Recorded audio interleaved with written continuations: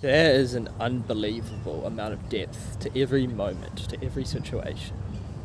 Unbelievable. Have you ever noticed that you can just stare at a piece of grass for hours and hours?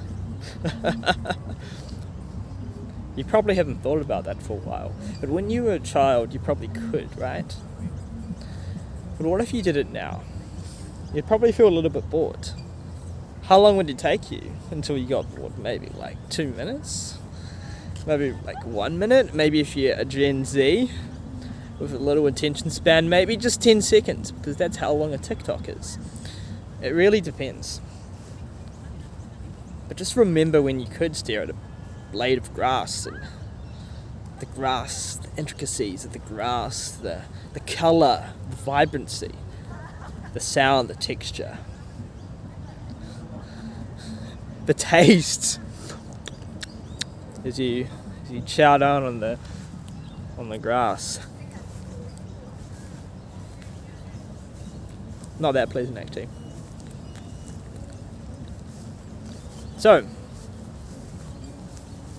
that's what I want to talk about today, is that we lose sight of what's there when we aren't fully present. In the education system, there are pros and cons to it. It's always a trade-off. I'm not criticizing it, but I'm saying one trade-off, one downside, is that it conditions you to be in your head all the time. It conditions you to live in the mind. Which means that when you read a book, you might really enjoy reading the book. It might be interesting. You might learn some facts.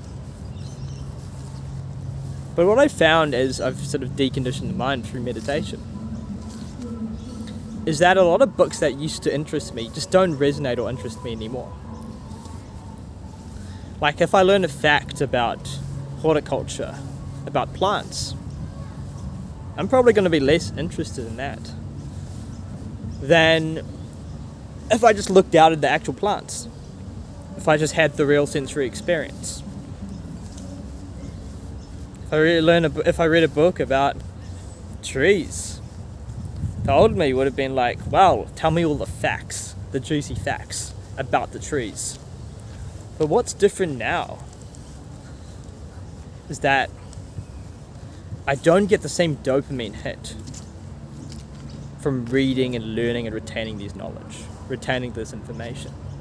And I think that's the biggest difference here. The biggest difference is in childhood, through the education system, I got more and more conditioned about living in my head.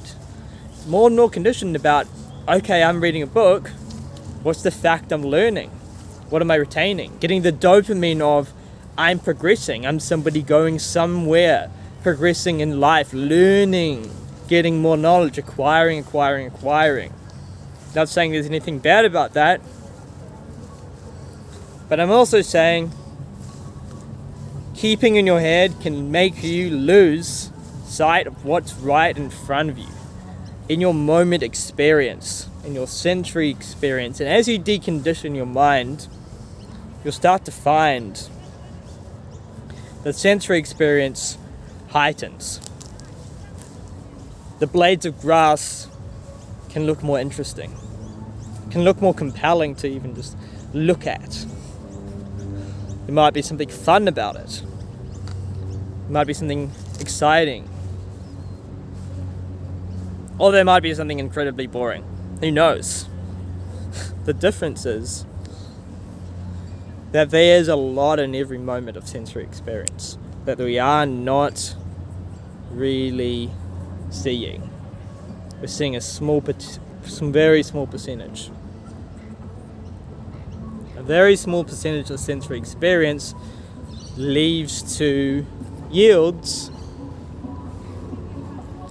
often a more unsatisfactory experience of life.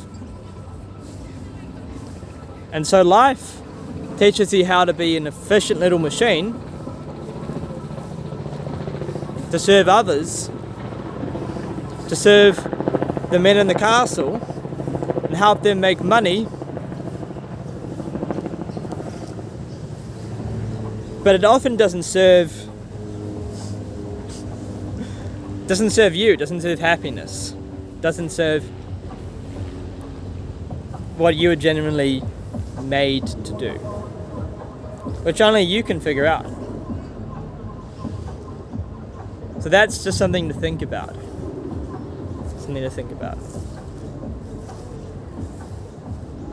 What's here in this moment, that's been expressed in this moment, that you've blocked yourself off to seeing?